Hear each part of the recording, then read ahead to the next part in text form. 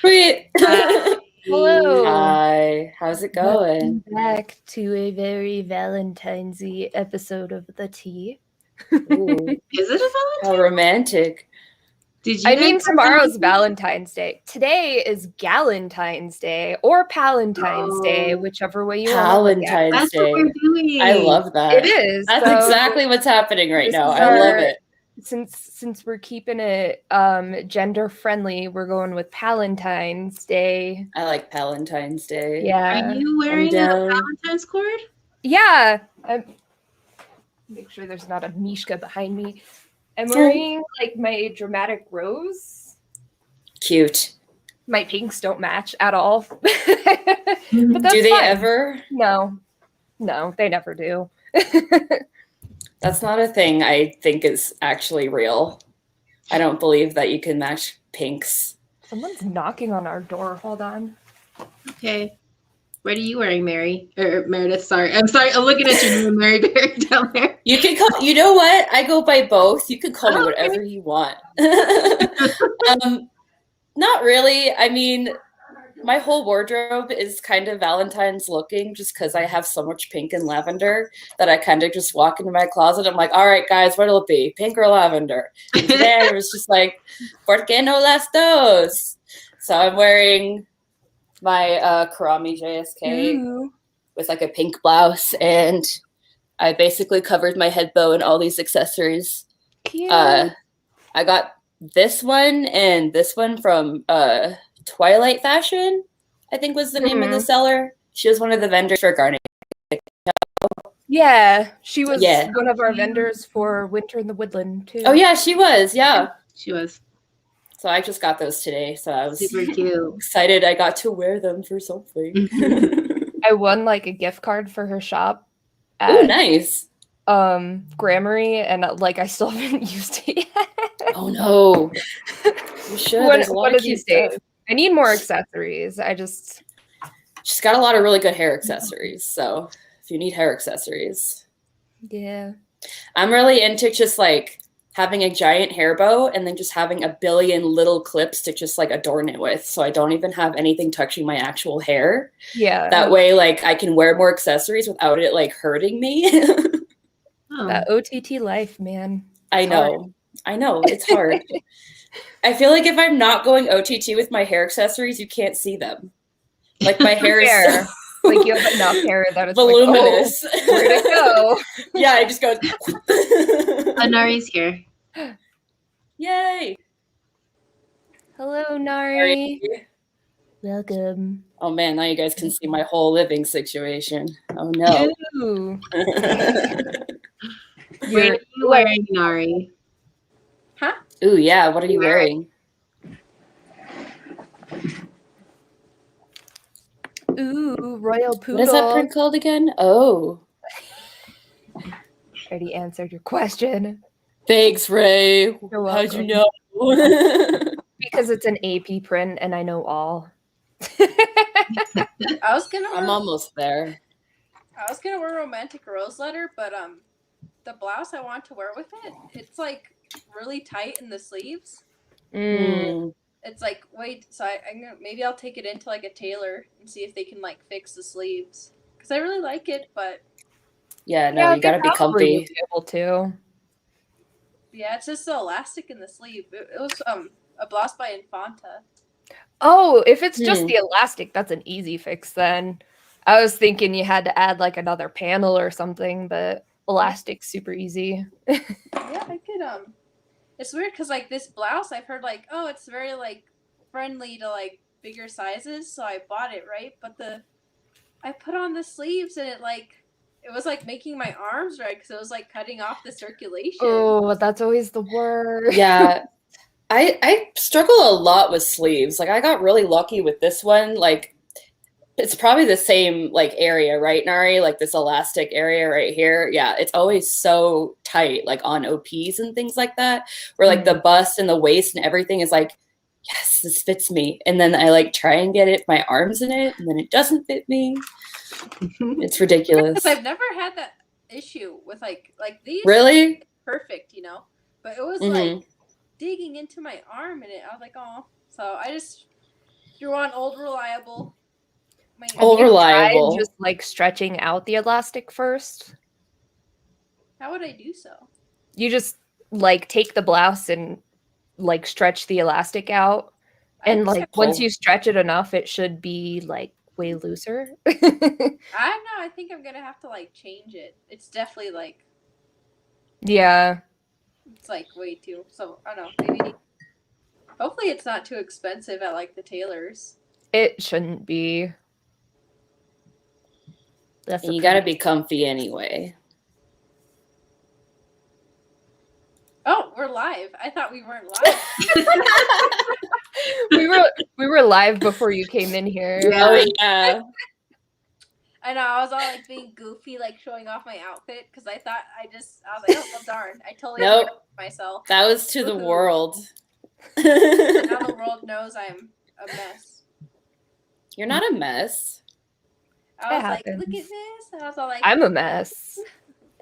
Yeah, raise a mess. Friends in the family. We just filmed like the marketing team reacts video. So that's why I was just talking to Nari. And Liz was there too, and like always just kept saying like, we hate how we look today. And it's like both of us are just like, you look fine, really, you look fine. Like, oh, I hate how you look fine. I like your little goldfish Kanzashi. He's cute. Yeah, ooh, that's really pretty. Fancy. Mm-hmm. So many fish. Yeah, I have my goldfish dress on today. Aww. Yay. Cute. Yay. I just don't like my makeup is what it is. I don't like that my lips aren't orange. But I don't like orange lipstick anyways. So I don't have any. Fair. I feel like I struggle a lot with lip colors all just looking so like fluorescently bright on me. Like no matter what, like I can buy like the most nude shade ever and then I put it on and it's bright pink. I don't know. It's such a struggle. It might be like the pH in your lips because sometimes that can affect it. Really? It's more brownie. Mm-hmm. Do you know what color undertones you have? No. I've tried so hard to figure it out. And the answer is no. I think I have warm undertones. Do you have like a yellowish tint to your skin? I can't really tell. A little bit. Like so I have rosacea, so a lot of my skin is just red. So I'm like it's like my cheeks are red. I've got like I would say like I've got like more green than I do purple veins. So I guess like so that kind of teal colored. Yeah. That you have a neutral undertone. See, that's kind of what I was thinking because I go so back and forth. I'm like, maybe it's just because I'm in the middle. Yeah, it might be. Neutral undertone. There's no colors that look bad on you. And I think that that's very true for you. Yeah, because you can wear lavender and not look terrible, whereas I try to wear lavender and it like washes my skin out. You know, I'm very lucky that I look good in lavender because I fucking love lavender. But no, that's a good point. Like I wear a lot of like cool toned things. So like look up like lipstick shades for neutral skin tones. Yeah. I think Nicole is right that I should go more brown. I'm just like nervous that it'll look too brown. Ulta has on their app, they have like a virtual try on thing where you can try on different lipsticks that they carry. Okay. So I'll have to try that. You just like upload a picture of yourself? Yeah, basically. Or no, I think it lets you do it live. So like you can see how it looks at different angles and stuff. They also do like different false lashes and like foundation colors and stuff like that. So comes in handy. What app is this? It's on Ulta. Ulta? Yeah. Since you can't try stuff on in stores at the moment, it's helpful. I know. That is so helpful. Yeah. Makeup is so hard. Yeah. I struggle so much with makeup. Do you normally wear makeup day to day? No, and I think that's why I just don't have a lot of time to really practice my makeup. Yeah. I mean, the work I do, like I work with really young kids, and like any makeup I wear will just like melt off by the end of the day. I'll like sweat it off or cry it off or Yeah, I don't normally wear makeup either because my eyes are always so watery. I have a lot of trouble. And then like I'm working with a lot of dog hair that gets in my eyes as well. So it's just a pain in the ass. It'll get like if I wear mascara, it'll get like stuck to the mascara. Yeah. That's what I tell everybody. The worst part about being a groomer is the hair in your eyes. It's the absolute. I bet. I believe it. I get my own hair in my eyes and it drives me crazy. Oh, the worst is when it's like a white dog's hair because you can't see it. Yeah. You have to like fish around for it. Yeah. And you can usually feel it, but you just can't see it. I know, and you're like, hello, like. It's the worst. What a mood. So yeah, I don't wear makeup. It's so funny because like in my personal life, I'll wear all this jewelry and all this makeup and like whatever. But at work, I'm like, all right, top, leggings, let's go. Let's get down to business. Honestly, when I worked at Build-A-Bear, I was like the same. I'm like, I don't have, like sometimes I'd put like eyeliner on or something, but I was like, I don't have time for this. I'm just sitting around with a bunch of kids who are going to sneeze in my face anyway. Legit. Literally in your face. Sometimes in your mouth. Oh, I know.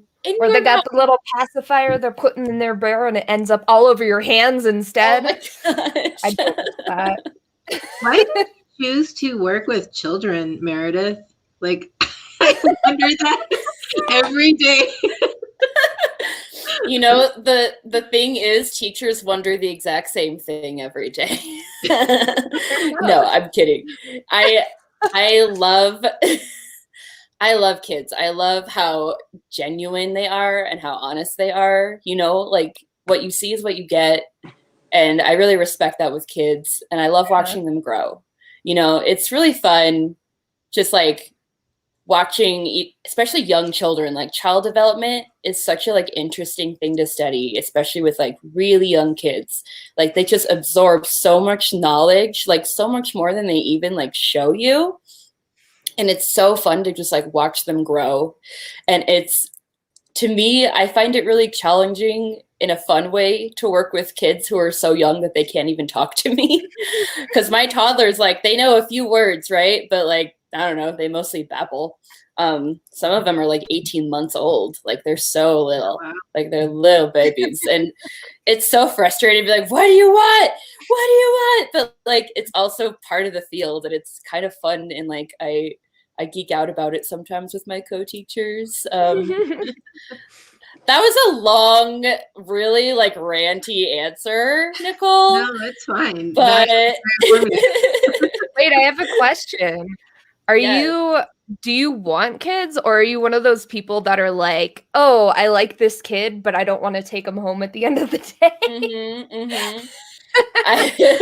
I work with a lot of people who are like that, who are like, you know, this is my job. I love it, but kids are not my bucket. Like I'm done at 5 p.m., you know? Yeah. I've always wanted my own kids, but I don't think I could work in childcare and also raise my own kids. Fair. Because that is a lot of child. Yeah. And being a teacher, especially in the US, is very hard. It's very easy to burn out. Yeah. And I don't want to spend my whole day, you know, working with these kids and like putting all of my emotions and all of my like energy into these kids and then going home to my own kid and being like get away from me, you know? Yeah. Like that's totally what would happen. Like that with dogs. Like I love dogs, but I actually don't really like having a dog. I think it's so much work. Like you have to be letting them out all the time, and dogs are like attention hogs. They totally are. There's so much work, and like I said, I love dogs, but I don't really want one. Yeah. Like all of my workers at like my coworkers at Build-A-Bear when I was there, like they were the kind of people that were like, yeah, kids are cute until you have to be around them 24/7. And it's a whole nother animal to be with them 24/7, you know? Like that's something that I have not quite like gotten myself to the point where I'm ready to like have a kid in life 24. Like I don't want this all the time. This is good for now. Yeah. Like I have some kids who I love at my job and like they throw like the biggest fits and like even when they act out I'm like you're so cute, like you're ridiculous and I love you. But if I had to deal with that all the time, you know, I don't know. You're in timeout forever. Go sit in the corner. Timeout is not developmentally appropriate and it doesn't work. PSA. Okay, Meredith. It's a lot of stuff. Like all the kids Miss Child. I just I don't want Rose Foray endorsing timeout. Okay. Yeah, well, that's like important kids anyway. Go to the corner until the rest of your life. Or I was gonna say until you're 18, but you're already older than that. So I'm 24, so I left the corner a while ago. Thanks. Yeah, Meredith, me and Nari found out what makes a millennial because you had asked this question a while back. Oh yeah, that's right. Than Google, you're a millennial. If you're younger than Google, you're Gen Z. Wait, what was Google established? When was Google? 90. What was it? 98, Nari? Oh, okay. That makes sense. So I am a millennial because I was born in 96. Nari is only barely a millennial. That's what we figured out. See, a lot of when I read like the cutoff is like 96 is usually the cutoff that I see a lot of people make, which is so why I'm always like, am I a millennial? Am I Gen Z? Like, I don't want to be. I don't feel like a Gen Z. I'm too sad to be a Gen Z. Criteria for Zillennial, even I'm like, wait, this is fitting for me. Yeah. I'm like, I'm not even close to 98, so you know. Right. Nothing makes sense. I saw a TikTok recently that was like how to tell if you're millennial or Gen Z, and it's like think of a song that has the words "Shake It" in it. Which song did you think of? Hey Yeah by Outkast. Me too. Oh, that was the first song I thought. That wasn't even one of the options. It was like if you think of metro stations, Shake It, you're millennial. If you think of Shake It Off by Taylor Swift, you're Gen Z. Oh, I wasn't even thinking of Shake It Off. I was like, shake it. In like a million years. I don't even. I was like one of the metro station ones, so I was like, oh, guess I'm a millennial. I've never been like, you know what song really defines my people? Shake It Off by Taylor Swift. Well, I mean, can't relate. It's much newer than the metro station song. Yeah. So it makes sense, but damn, I didn't even think of Outkast. That's so funny. That is my first thought. I could only think of Outkast. I'm like, is there other songs with that?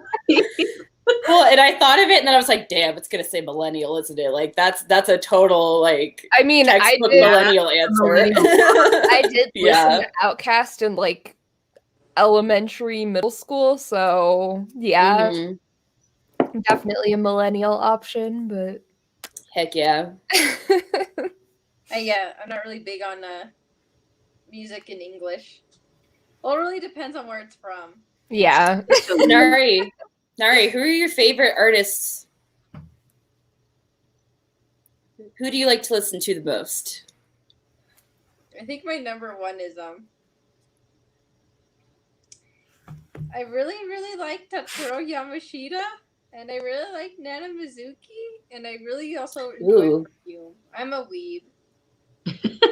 Perfume is legit a good group, though. Did you know that Meredith used to be obsessed with Morning Musume? Yeah, I'm like, first of all. Morning Musume. Jamie was. I don't know if you know who you're talking to here, but the whole reason Jamie and I became friends back in the day is because we were both obsessed with like J-pop and like Morning Musume specifically. I mean, we would just talk about them constantly. Like, it was such a big part of my life. I was such a weeb. I know, I'm still a weeb. I know. Once my older brother had DDR, and I really liked the music that was on there, so I love DDR. And it was just like Fair. I don't know, I used to listen to like a lot of like Rise Against and like Avenged Sevenfold in middle school, but then I was just kind of like nice. I realized that I was just trying to like fit in with the other edgy. Wait, you listened to Rise Against in middle school? Yeah, I mean that was kind of a middle school band for me as well. What? I was in college when that was a big thing. Really? I don't know when it was a big thing. I just remember my friends and I like that. I don't know. It was kind of on rotation on our emo playlists back in the day. You know, like I knew about Rise Against in high school though, and I'm older than you. Maybe I was just late to the game. My old roommate was like in a pop punk band, so they would always like play like Rise Against and stuff. But like, maybe I was just late to the game. Yeah, it sounds like maybe. I am not the most up to date on music. It was like I was trying to fit in with the other emo edgy kids. I was like, oh, I have to listen to the same music, and like I liked Rise Against, and like some of the songs, but I was like, you know what? I really, really like J-pop. And I remember I'd get bullied for it because I'd like have it in my headphones blasting, and they're like, "Oh, you're listening to pop? Like what the heck?" And I'm like, "It's not American pop. Calm down." First of all, I was always a pop punk kid. It's funny, Nick is into J-pop now, so we're listening to. He listens to the weirdest music. I mean, Mongolian throat singing. I'm not even. That's like right up his alley. Petticoats, freaking Mexican like banda music. That's what comes on the radio when we turn the car on. I love that for you. He listens to weird stuff, and he likes J-pop because he's like the melody is just so intricate. So he's real Mexican and connoisseur. Or I'm sorry, music connoisseur. I think Nick is onto something with that. You know, that's one of the reasons I really like J-pop is like the melodies are always so good. Like you don't even have to know what they're singing. Like I've always thought that. Like from a compositional standpoint, like J-pop is like, you know, like similar with K-pop too. Like going. Oh, I forgot that you have like a music degree or whatever. You and Nick probably would like totally vibe. Wait, you have a music degree? I thought you had a degree in early childhood education. No, well, I have a bachelor's in music, and then I went back to school and I actually only took like 2 classes in early childhood, and then I got my like teacher certification for early childhood. I mean, that's like all you need anyway. That's how I had gone down to because I got an associate's in computer networking, and then I took a bunch of classes for graphic design, and then I started grooming. That's sometimes whatever happens. That's just that's how it goes. I was going to school for musical theater and performing arts, and then I just never. Were you really? I was. But the issue was that I swear to God I have ADHD. I couldn't finish the regular classes required for a degree. So I have taken like 7 years of college courses on like dance and musical theater and like music stuff in general, like and so I have like 7 years of college but no degree because They're like, oh no, you have to take these extra classes that have nothing to do with what you're going into. Ain't that me? Because I was going for it's just the worst. Because I just like making stuff, you know? I've always liked drawing, I always like painting, I always like just doing whatever. But like, yeah, I kept getting like, I'm terrible at math. Like, I cannot math. So I don't know, I kept getting... I'm like halfway done with my associates too. I just need to go back and finish it. But I kind of want to go back for language. I'm like, I want to learn Japanese. I want to like achieve that weebhood. True. Top tier weebhood. I'm like, I don't even need subtitles. I can just, I just understand. She doesn't need subtitles. Damn. I support that 100%. I took like 2 years of French, but I don't remember anything. So, I took a semester of Japanese too. Still don't remember anything. I speak toddler Spanish. Does that count? There you go. Yeah. Yeah. I also realized like my voice sucks, and I was like, why did I choose music as I realized in my music school days, that my voice doesn't suck. I have a good singing voice. I'm not trying to brag. Like, I have a good singing voice. Like, mine's okay, but it's very musical theater oriented as opposed to like anything else. Yeah. So my voice is very suited to like musical theater and like pop, but not. I was going for more like the school I went to was very like classical based and was like very into like operatic singing and like that kind of thing. Fair. So I didn't fit in very well with like the other people in my department. Yeah. So I was kind of like, okay, I don't really know what I'm doing, but I'm just going to finish my degree because I'm already here and it's not a horrible time. Yeah. And kind of circling back to what Ray was talking about how, you pick something you want to study and then you have to take a billion other classes that have nothing to do with it. Not my jam. And some people like, yeah, exactly. That's not your jam. You want to study what you want. I feel like for me personally, I benefited more from having more classes, like more well-rounded kind of degree, because I really did not know what I wanted to do with my life. And I just kind of, fine. Yeah. I mean, I kind of just randomly stumbled into working with kids because I like randomly volunteered for something through a class I took that had nothing to do with my music degree. And then I was like, oh, okay, I could work with kids for a little while. And now I'm in a little while.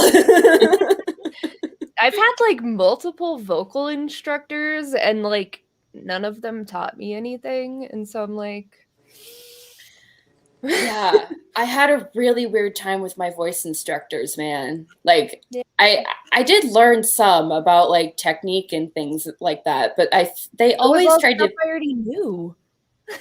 I mean, yeah, a lot of it is like, oh, did you try lifting your soft palate? You're like, oh, I never thought of that. Like, oh, thank you. But they were always just trying to get me to sing shit that I just like wasn't like not in my range or like not my style. And then I would try it and they were like, okay, this was wrong, this was wrong, this was wrong. And I'm like, give me a musical theater song. Bring a teacher over here. Toddler teacher at that. Yeah, wow. Bad example for your kiddos. I was at Nari's calling the police. Oh yeah, dude. We've done this many times. And then I'm over here like with my dogs, I like literally cuss them out. They don't know. They don't know because Well, I was talking to my co-teacher the other day and there were still like I don't know, 3 or 4 kids in the room, but it was like the end of the day, so things were winding down. Our inhibitions are down, we're tired. We're getting ready to leave. And we're like talking to each other, and Emily just goes, oh yeah, that was such a pain in the ass. Just like as loud as she could. And she like didn't even like register it as something she did was wrong. And I was just like going along with it just to see how long it would take her to like realize what she said. And I was like, oh, that must have been a pain. And Emily goes, oh. I've acquired the use of heck unironically because of similar situations. Mm-hmm. I haven't even worked at Build-A-Bear since like 2016.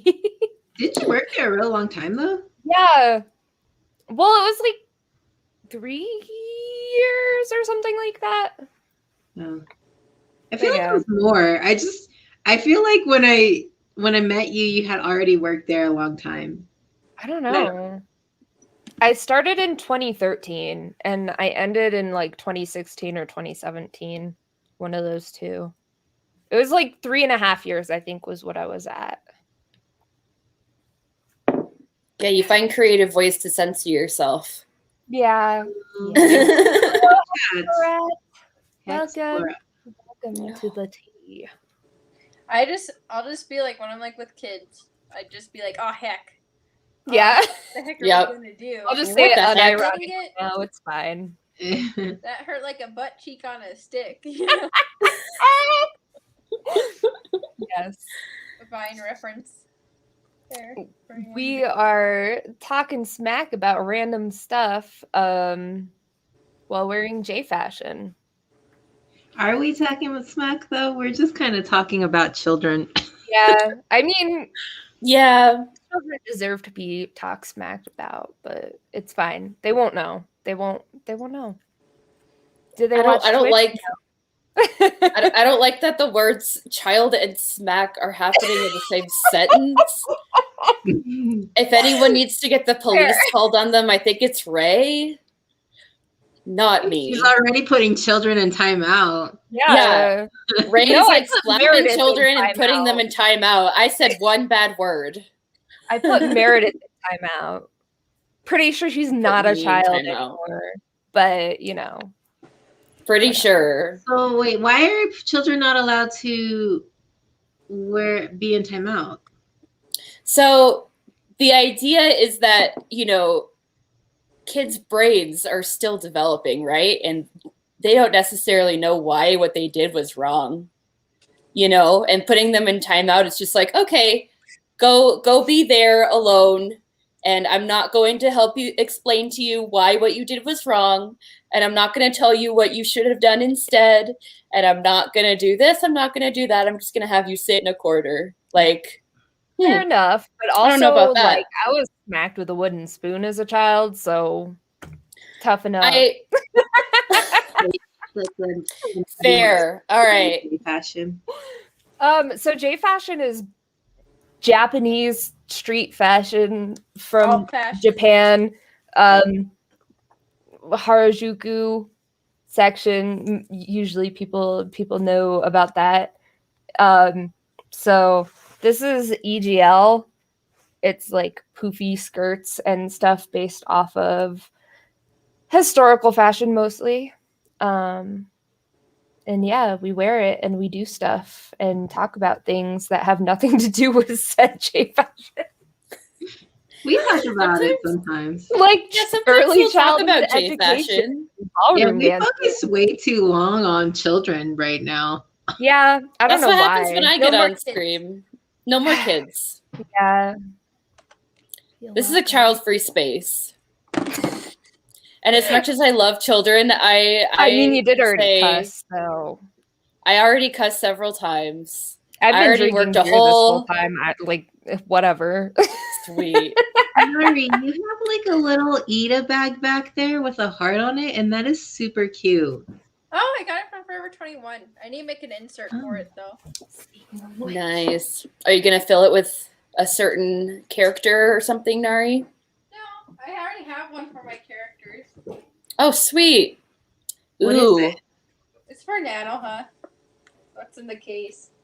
Maybe I'll get my fruits basket Ida bag. We can show off Ida bags. Ray, do you have an Ida bag? Wait, what? Do you have an Ida bag, Ray? Yeah, I have two. Ooh. They're not based off of any like. I want to see her eat a bag. I'm not a weeb, but I have this like angelic pretty mostly. I think there's some. That's so cute. Yeah. My EGL. Look, that is us. It's Rose Foray. Get out of the way, Milky Bear. Get out of the way. Go away, Milky Bear. Yay! There it is. And I got my Kogals pin. Ooh, I didn't know there were Kogals pins. That's because you weren't at the Rebel Tea Party that must have been before my time. It was in 2016. Oh, nice. J fashion is usually like the more eccentric stuff. Yeah, it's definitely more pronounced and a little more over the top than it would be, daily wear. Yeah, usually like Japan. Daily wear is like office wear or like suits, stuff like that. Basically, it's like the really colorful, bright stuff that people would pack in their suitcase and go to Harajuku and put on in a public bathroom because it was too much for them to leave the house in. and hang out with their friends. And hang out with their friends on the weekend, and they do like fashion walks and photo shoots and stuff like that. So in Japan, they have a really big, there's a lot of pressure in Japan to conform, to just be like everyone else. So J fashion is like the rebellious fashion, and it goes against all the norms. Cosplay is like from specific anime like characters and stuff, whereas J fashion is just like yourself. Oh, I like this specific thing, I want to wear it. So it's not like connected to specific characters and stuff like cosplay is. It's just the difference between an outfit and a costume. I mean, it's an elaborate outfit, it's an over-the-top outfit, but it's not a costume, like Ray said, it's not portraying a character, it's just kind of expressing yourself. And we look like weird for no reason because we like it. That's a great way to sum it up. Well, it's kind of like punk is in Western society, where you're just trying to be different, and or even goth, and like be unlike anybody else. Yeah. It's a statement. It's like, oh, normal people clothes are boring, and I don't want to be boring. Pretty much. Life is too short to be boring. It is. Nick's brother, I think, is very boring. His brown, and I'm just like, his favorite color is brown. Yes. How? That's a choice. That is a choice. That's what happens when you're a boring person, is you choose your favorite color as brown. You got to branch out, man. You got to expand your world. I don't know. I was thinking about that, like, very recently. I was thinking about, like, just, like, people who walk down the street. Thank you. Have fun too. Thanks for hanging out. Yeah. I hope you learned something. I'll just like look at people walking down the street, or like, they're wearing like all gray and all brown, and I'm just like, can you imagine like gray being your favorite color or brown being your favorite color? Like who would do that? And then not even a day later, I like gray too. Gray's a good neutral color. Yeah. It's, but like it you gotta needs to be have like with it. In addition, yeah. Like, I don't get the people who just have like entirely black wardrobes. Yeah, Nicole. Like not in Nicole doesn't have an entirely black wardrobe. I would know. I've seen it. Yeah, she has. Actually, I don't. I do have some other. Not even like in a goth sense. Just people wear like black shirts, black leggings, and that's it. Like 24/7, and I'm like, do you have no personality? Like, throw some color in there or something. No, I mean, I wear. There's a difference between like a black wardrobe and it's basic, and a black wardrobe and it's goth. I think. Yeah, there's that like textural difference, and like, oh, at least it's something to look at, as opposed to like I wear leggings when I'm not doing shit, but like I'm not trying to impress anyone at that point, because it's just me sitting in my house working. But yeah, hey, I just remembered my fish. Your fish bag. Name. He needs a name. That's all it holds. It can't hold anything heavy at all. It actually can fall apart.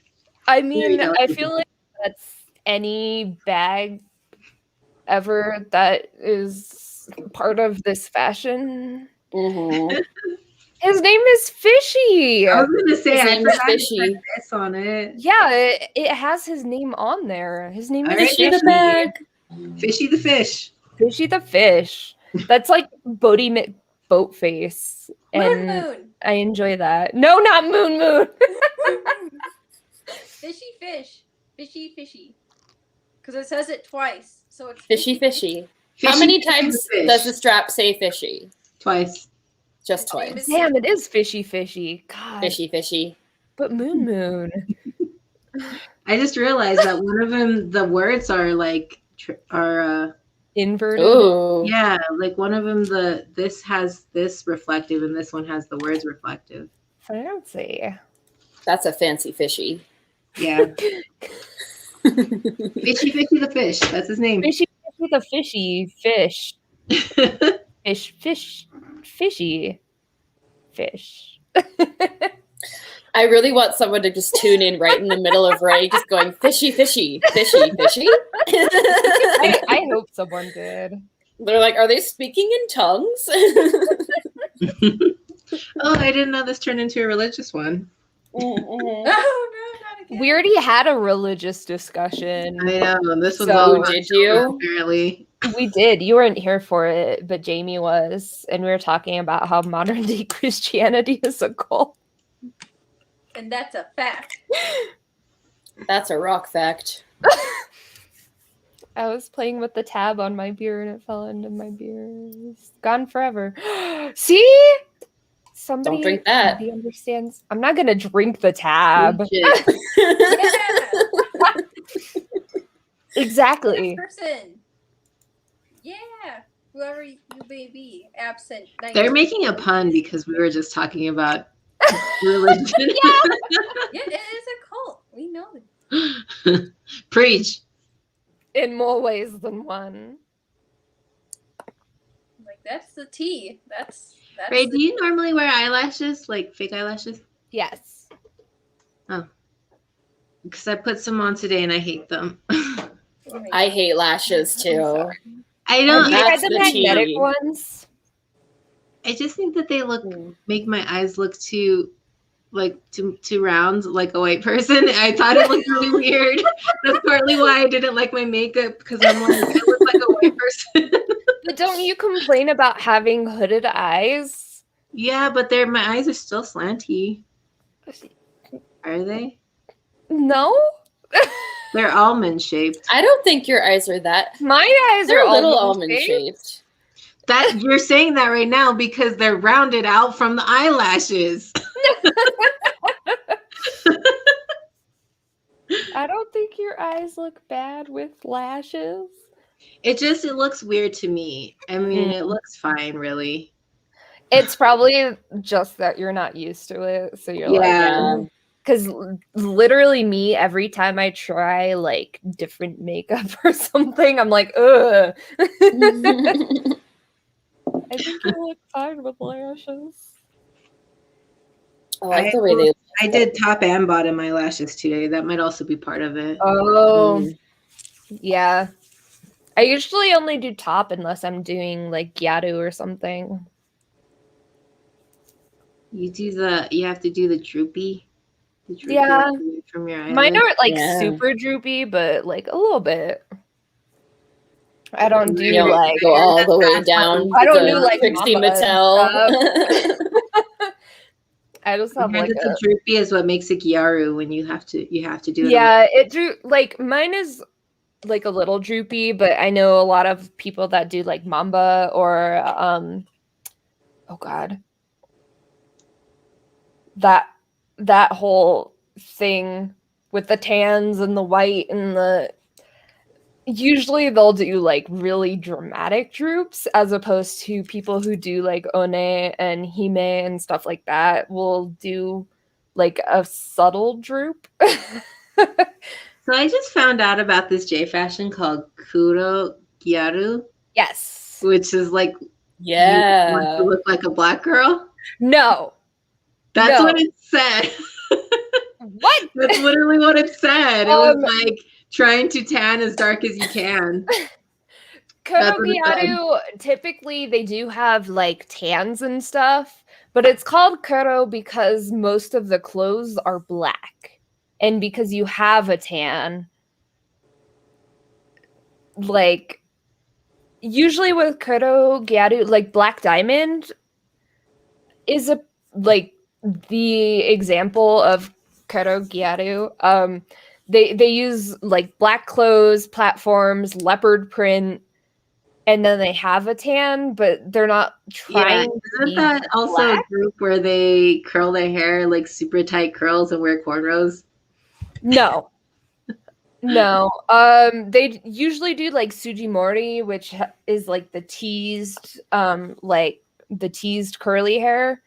There is Bigyaru, which we don't talk about in the community anymore because that was emulating like hip hop in the 90s, but like none of them are black. They're all Japanese. Mm-hmm. And so emulating black people from hip hop videos in the 90s was more along the lines of blackface. But Kuro Gyaru like, is not like trying to be black. It's just, it's called Kuro because they tan. But like not trying to black. They just have tanned skin. I feel like it's said just that though, and she paused and she's like, I don't know how to bring that. It's just because it's such an unfortunate, just like way that it translates. Yeah. It just makes it sound so much worse than the intention probably is.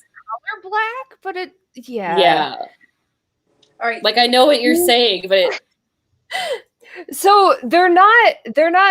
Oh my god, they're not black or borderline black. The whole thing with Gyaru is that they're trying to look like California girls.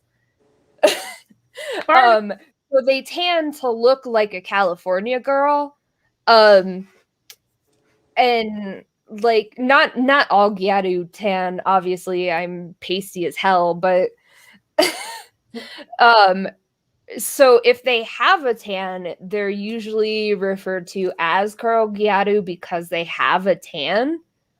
Like they've tanned their skin, which the tan is more of a rebellious thing because in Japan, it's like preferred if you have as pale of skin as possible. So Gyaru used to tan a lot more. They don't do it as much anymore, but they used to tan as a rebellious thing, being like, oh, I don't have to be as pale as possible to be beautiful. But they were mostly trying to emulate like the California girl type aspect where it's like tan skin, blonde hair, like beach bunny type stuff.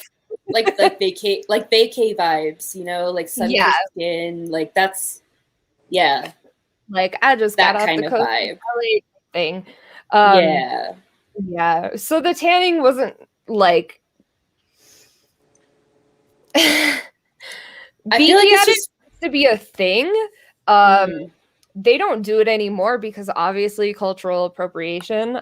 So that's why I was like, we don't really talk about that sub-style anymore because it's obviously died down. People realized, oh, it's kind of black appropriation, so we probably shouldn't do that anymore. But Bigeatu was the one that did like cornrows, and they did like outfits that were similar to like hip hop videos and stuff.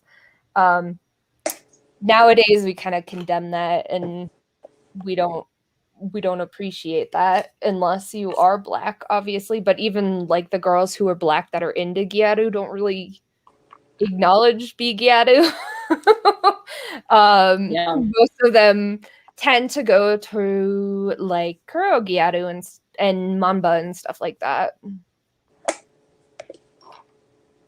But it was it was not created as an emphasis on trying to be black. It was created as a rebellious phase against light skin. It's one of those situations like with Lolita, you know, like it's such a name with like so much like connotations behind it, which are not the intention at all. So it's just like so hard to explain to people. Like, what's Lolita? Like, what is that word? You know, it doesn't exist. It's EGL. Yeah, exactly. Yep. I still feel like there's so many like differing opinions on like, should we call it EGL? Like, should we still call it Lolita? Like, I usually use EGL because it's elegant gothic Lolita, but like unless you're in the fashion, people don't know that. So they're like, oh, okay. Mm-hmm. That's true. Confusing. I like the poofy dresses. I just like I just think it's beautiful. Gosh. A lot of it. I hate how uncomfortable it gets. Me too. Especially if you wear it for a while, it like just everything feels like it's digging into your skin and stuff. But it's cute, and I like being cute. What I like about Lolita is it's very elegant. I like period fashion, like historical fashion. But Lolita is like, you can be historical, but also something else. You can be super cute, or you could be edgy, or anything else you want. Yeah, that's what I like about it too. Same. There's something for everyone, and you can find what suits you. And even though there's like restrictions on like, oh, you have to have, you know, these types of parts, like these parts to your outfit, and you have to have like certain types of silhouettes and things like that. But there's like so many things you can explore with it, and no two people wear Lolita differently, which I think is really fun. I mean, it's the same. Yeah. No two people wear it the same. So unless you're doing it on purpose, and then it's twinning, and people exactly. That's what I was like trying. Look the same. No two people wear it differently. Everyone wears Lolita the exact same, and that's what I love about it.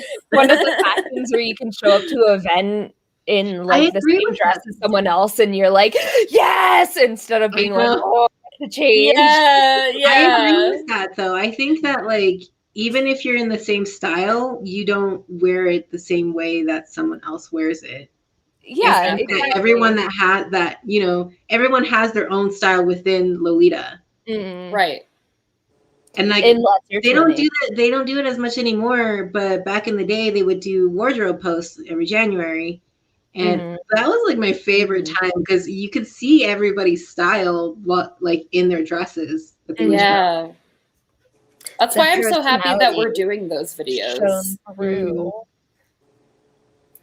Well, also, like, it's a tradition that we're kind of carrying on, even though obviously LiveJournal is dead.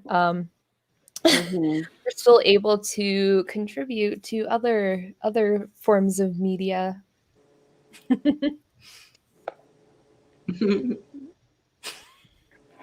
Don't laugh at me, Nicole. I'm not laughing at you. I was laughing. You giggled a little bit. You were laughing with me. It was like a sympathetic. It was like a not a sympathetic, like an empathetic one. Like you laughed, so I laughed. Okay, you said sympathetic. I'm like, oh, so you're laughing because you feel bad for me. Okay, it's fine. It's all pity laughs, right? It's all pity laughs. I mean, that's what Nicole gives me most of the time. I'm used to it. It's fine. She's saying that because she makes a lot of puns. Sometimes they don't always work. Sometimes they don't always work, but you got to throw it all on the wall, you know? You got to see what sticks by throwing it all on the wall. Ooh, a spicy question. My dad is a hippie, and he, like, my family literally was like, oh, you're weird. Okay, this is just another thing. Same here. Yeah, my parents actually will like buy me dresses occasionally or like pitch towards dresses for like Christmas or my birthday, stuff like that. So they're pretty supportive. Even Norm's parents are like, yeah, you're so cute. I'm like, huh. Yeah, my dad and both my parents, they known that I've been weird my whole life.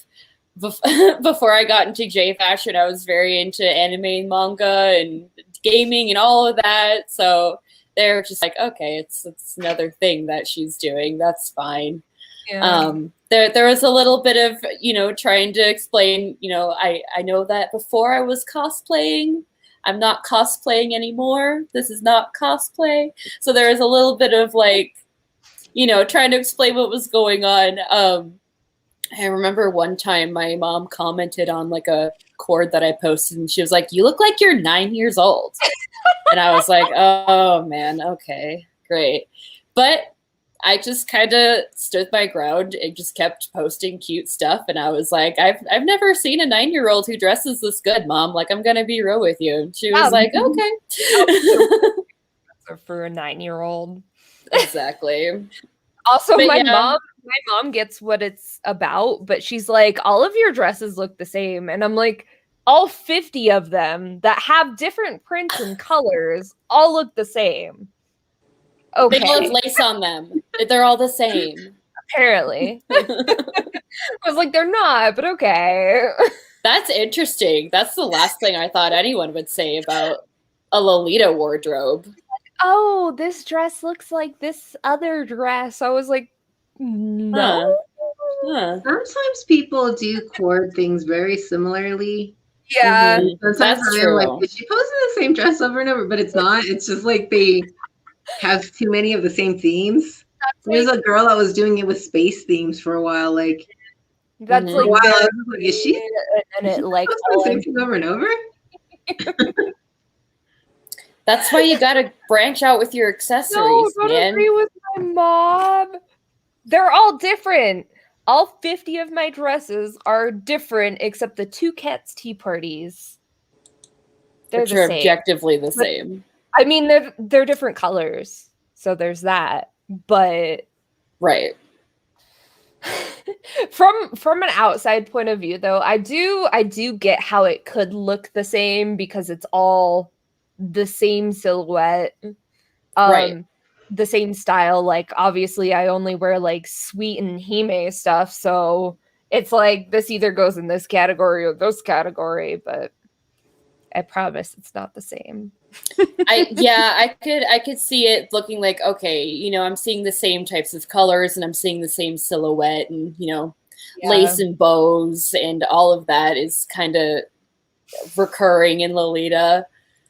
But I don't know, if you look at some prints, you'll see some really interesting details that you've never seen on a dress before. Custom lace. It's shaped like cakes. Exactly. Mine looks like my socks have like stars printed on the lace.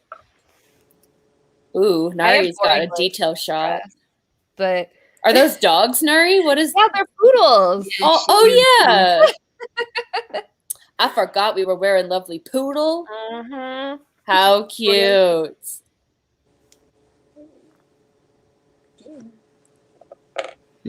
That's also one thing like that when you post a cord pic, it's like you don't get to see the details like you would if you had like the dress in your hands and stuff like that. Yeah. So a lot of details don't come out in photos. Yeah. unless you specifically take detail photos, which doesn't always happen because most of the people who are into the fashion already know. I know they're like, I know every AP print already. I already know that there are baby swans in the back of your dress. So we sell clothes. Yeah, with Lolita, it actually keeps a pretty decent resale price. Depending on how rare the piece is, some pieces actually sell for more than they originally sold for. So we have like a whole, it's like an eBay for Lolita fashion.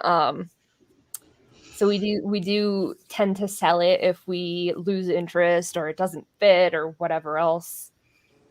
And yeah, the secondhand market in Lolita is a really big deal. Like it's huge, and it's the reason I could really get started in it and like grow my wardrobe the way I have is through secondhand.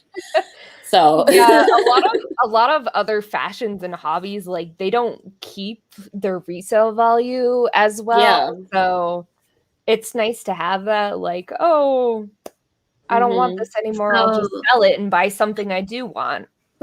There's someone that we all actually know, but I'm not going to name their name.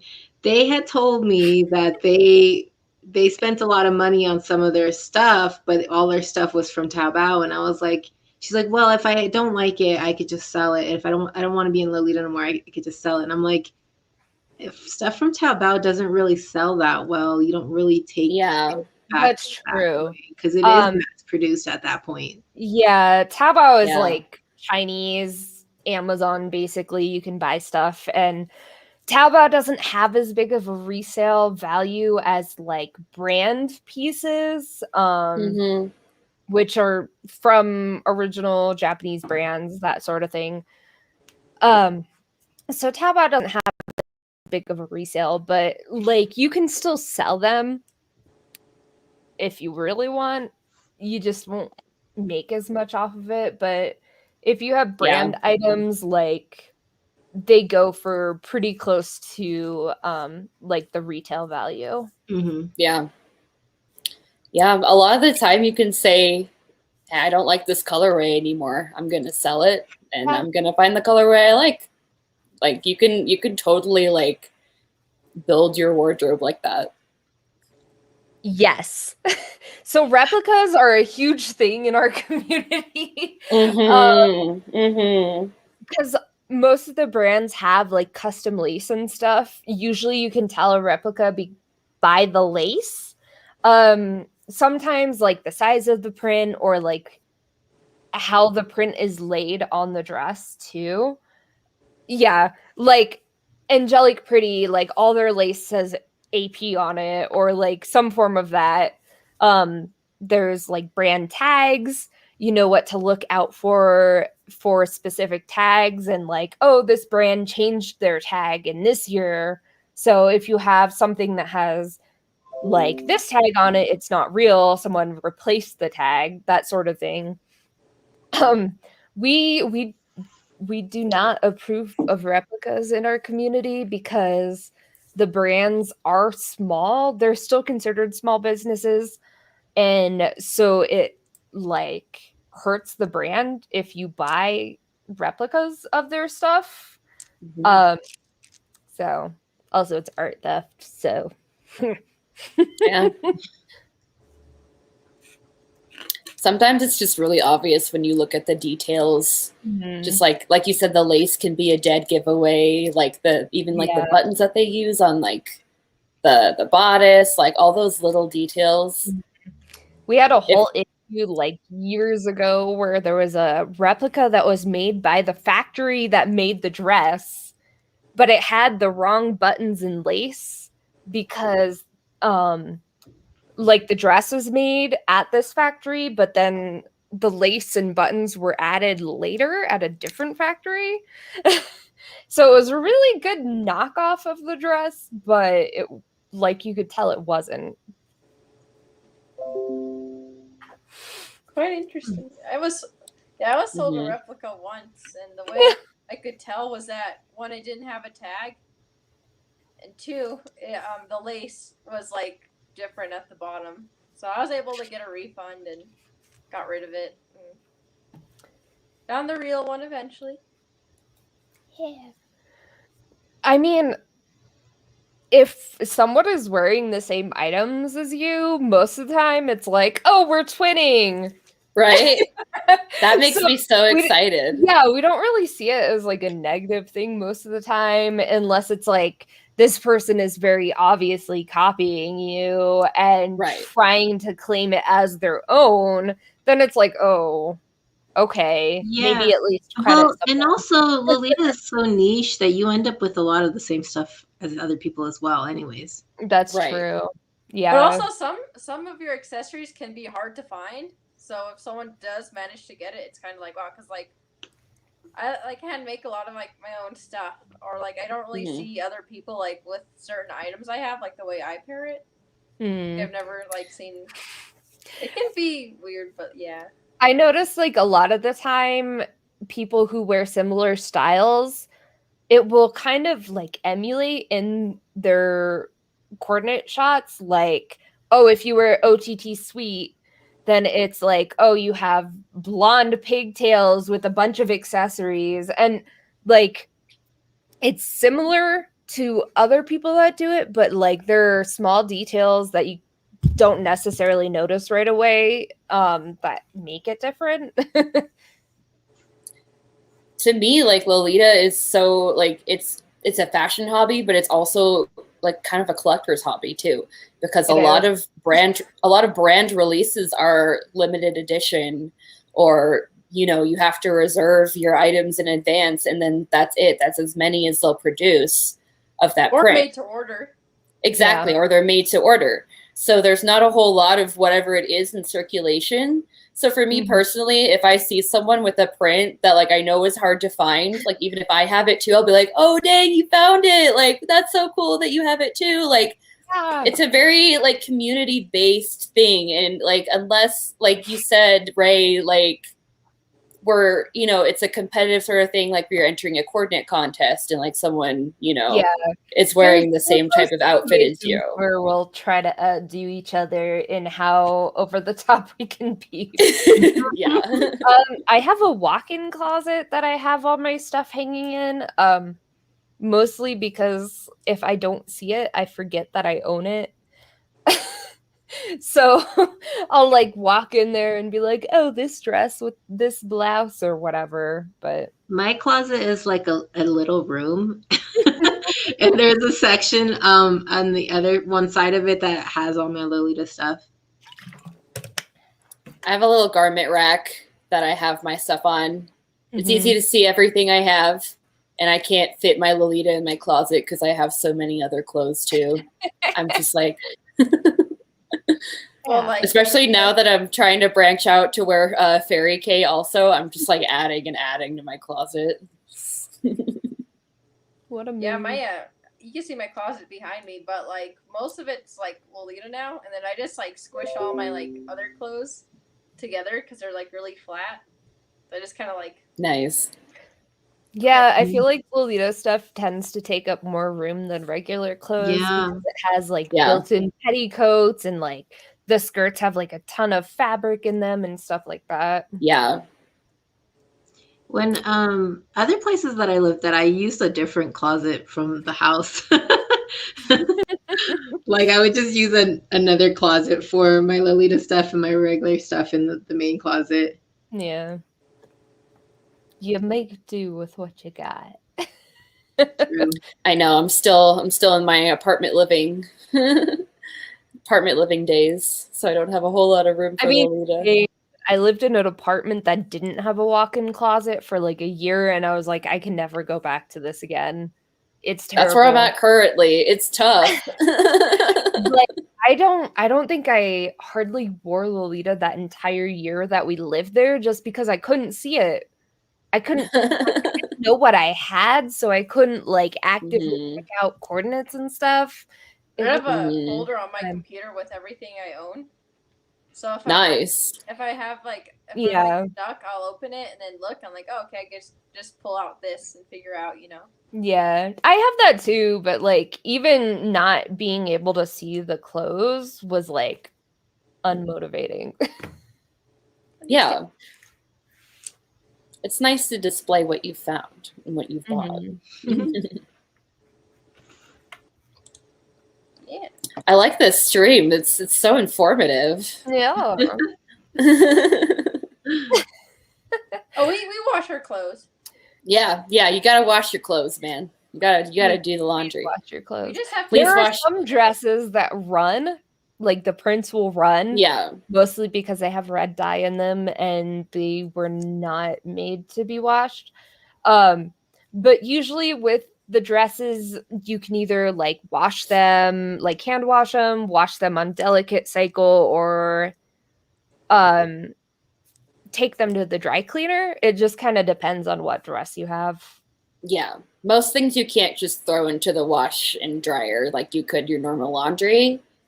But like a lot of things can, like you said, be hand washed and just like laid out to dry. I normally just put stuff in a laundry bag and then wash it separately. Yeah, if you do it like on a delicate cycle with a laundry bag, that usually works out. Yeah, that's usually what I do. Just don't put it in the dryer because the dryer is the thing that like ruins your clothes. Yeah. I hang dry all of it. Yeah. I did put OTKs in the dryer once, and it made the lace all like shriveled. Oh no! And so all I did was just wet it and then hang dried it, and it was fine. That was just really weird that it did that. It's probably not good, but I kind of just treat my OTKs like I do normal laundry. I just kind of wash and dry them. I haven't had any issues, even with my lace-topped ones. I stopped doing that with lace ones, but if they were if they're the kind that are like nylon more, like I will put those in a laundry bag because I don't want them to get like runs in them. So I had an old Angelic Pretty print that was white with red strawberries, and I put it in the wash machine and it ran. And no. I used like the color catcher sheets and everything, and finally I just gave up. I'm like, I don't care anymore. Whoever wants this can have it.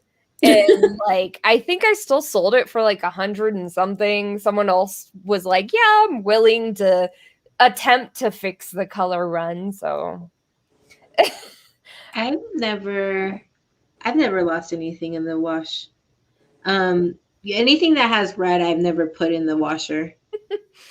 Yeah, those are usually like dry clean stuff. For some reason, there's a list of stuff that you can hand wash, like older prints and stuff.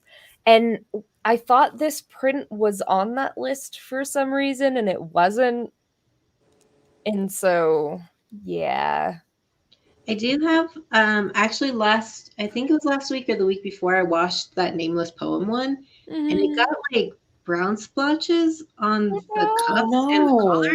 I don't know why. And then I washed it again with color catching sheets and OxyClean, and then it was fine. So I don't know why I did that. It was really weird. It's not even the fabric that I thought would run.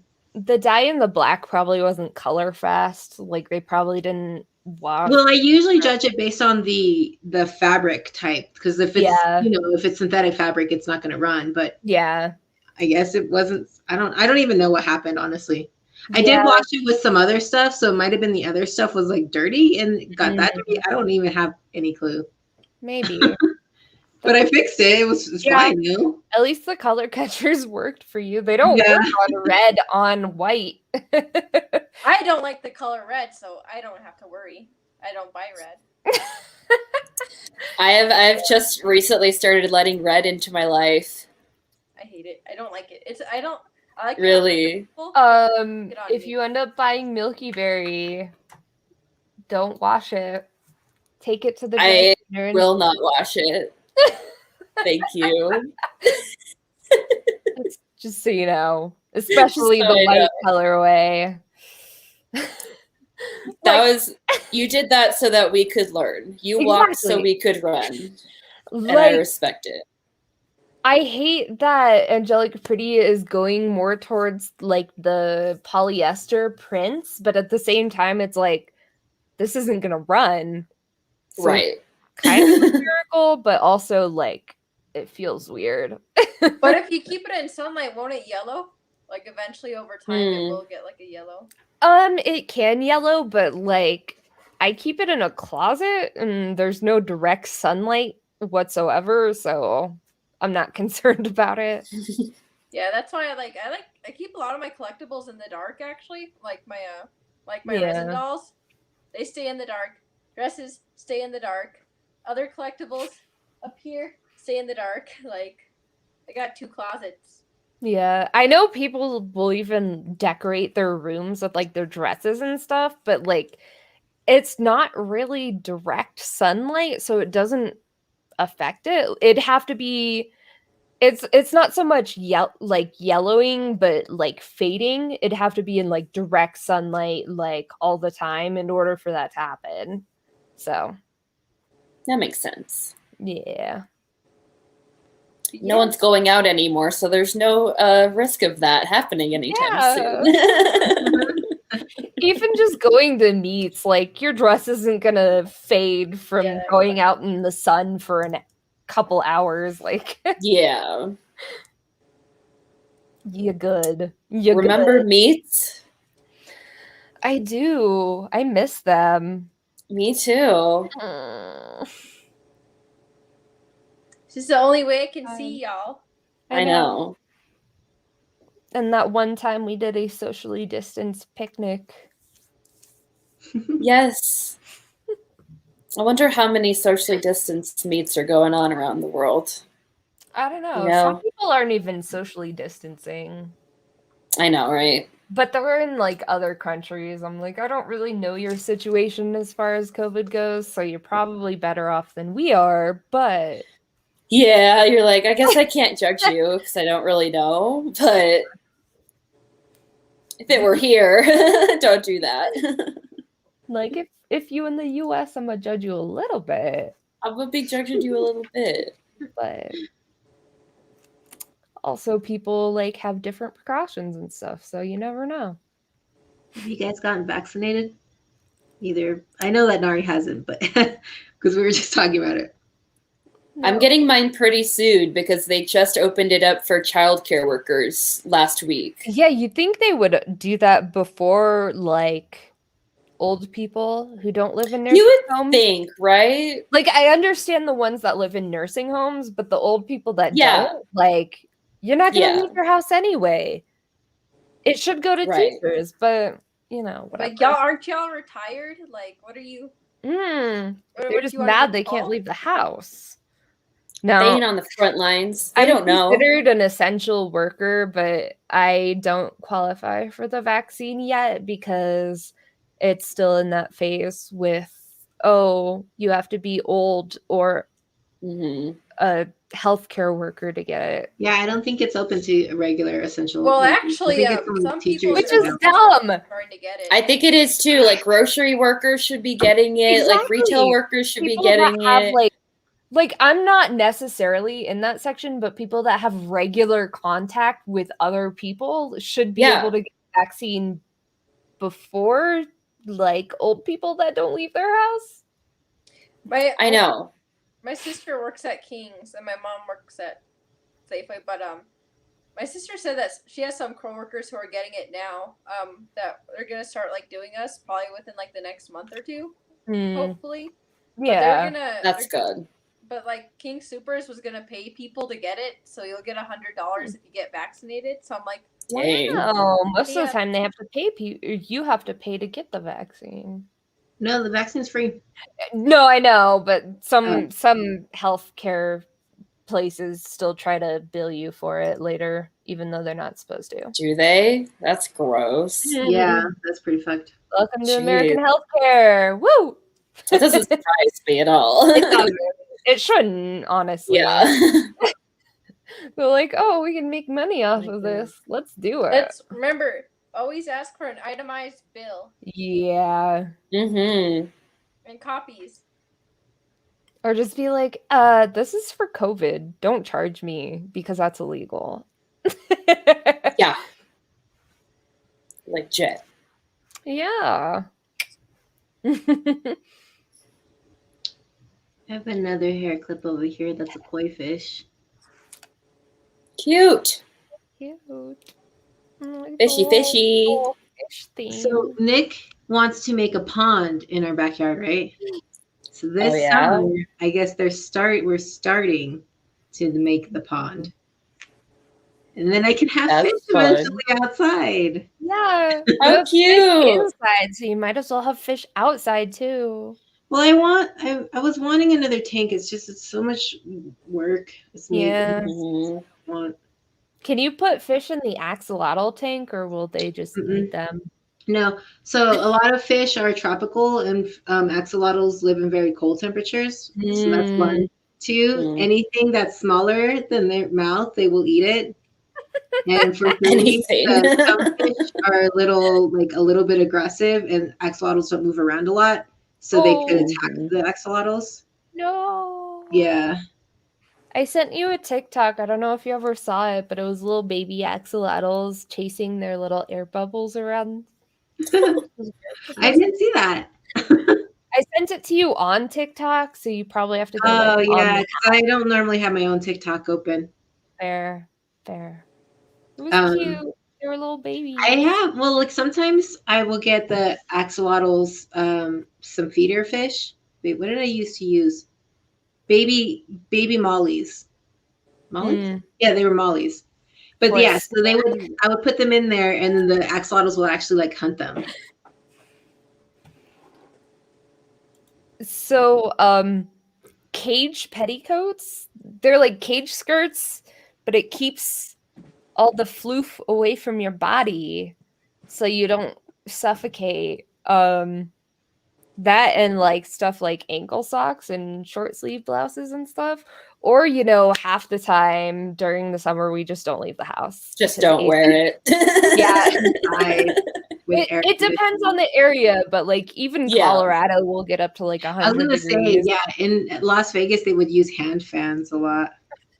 Yeah. Yeah, those are definitely helpful.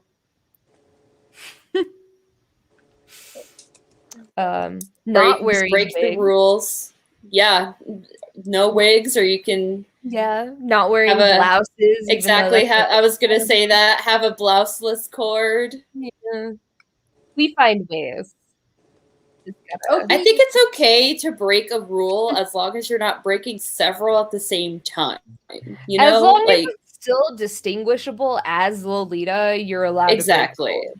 Well, chiffon is very airy, like chiffon. Yeah, chiffon. Yeah, but also chiffon is made out of polyester, which has no breathability unless it's like really expensive chiffon. You can get silk chiffon. Yeah, but like nobody does because it's too expensive. But using dresses that don't. Okay, first of all, silk chiffon is not more expensive than how much regular blouses cost in Lolita. Just saying. Fair. But nobody makes it with silk. Okay, you're right about that one. Because polyester chiffon is cheaper to buy. Yeah. So they're like, oh, we'll buy polyester chiffon and charge silk chiffon prices because it's cheaper for us. I always thought it was more airy for some reason. It's really not. So some people like it does feel more airy, but like in a technical sense, polyester doesn't have any breathability. So like it doesn't. Yeah, we just run the AC on high. Yeah, we also don't have humidity in Colorado, which helps. Places like anywhere else that's not Colorado or like Arizona or New Mexico, they all have humidity, and that definitely makes it worse. Yeah. Mostly we just suffer through it. Yeah. Yeah. Pretty much. Yeah. Wear it anyway. As few layers as possible. and I know. Kate's petticoats really do make a big difference. They do. They do. Mm-hmm. Can confirm. Because having like the layers of petticoats like traps your body heat in, whereas if you have the cage one, you get like a nice breeze going. Do you remember that time we had that meet at the botanical garden and Jamie was like, I think Jamie was literally dying. I think she had she got like it wasn't necessarily heat stroke, but it was really close to it. That's rough. She had to she for real like she was getting sick, like she was turning pale and stuff because she was no. Yeah, having very hot that places day. that have AC is helpful. You guys are making me hot, and it's like 1 degree outside. I know. It's cold. It's so It is cold. literally snowing as we speak. Yeah, it is snowing. I don't know if I'm getting any snow. Oh yeah, I am. Yep. We're south of you guys, so you know. I know. I am getting some snow though. Up north we're getting snow as well. Fair. It is Colorado. I was kind of sad about it because it's I wanted to do some resin crafting today, but the cold weather is not really doesn't lend itself well to that. I can imagine. Like I've tried to do it where you had like heat up the resin first and then try pouring it. That still doesn't work that well. It can work. It can help a little bit to get some of the bubbles out, but I still get so many problems with carrying if I'm trying to do it in cold weather. I just use UV resin. I just love it because it just cures. I was about to say, I think cold weather is a good time to do more UV resin based things, and then the summer is a good time to like go all in with my epoxy resin. Yeah, or even if you have like a heat lamp, I guess that would help too. Yeah, some people just put a space heater on and we'll just work with the space heater on, and which works too. Not well with cats though, because cats. I have 2 of those, so yeah. I just got a new kitten quite recently. I know. I'll be back in a minute. Oh, okay.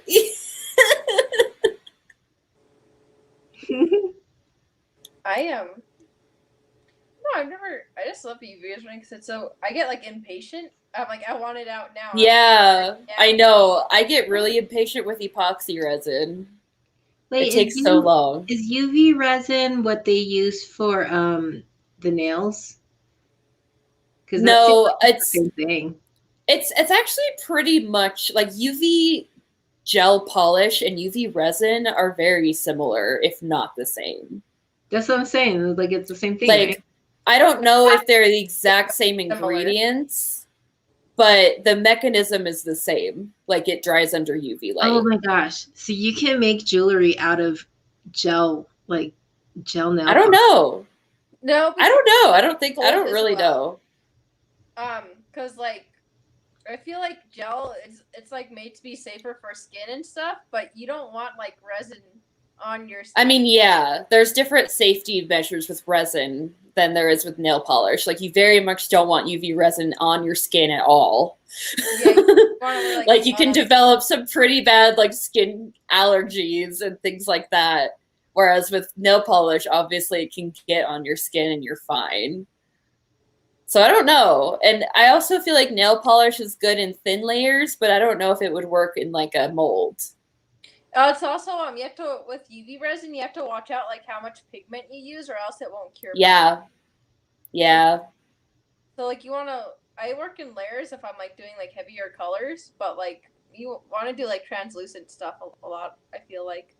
It needs some transparency.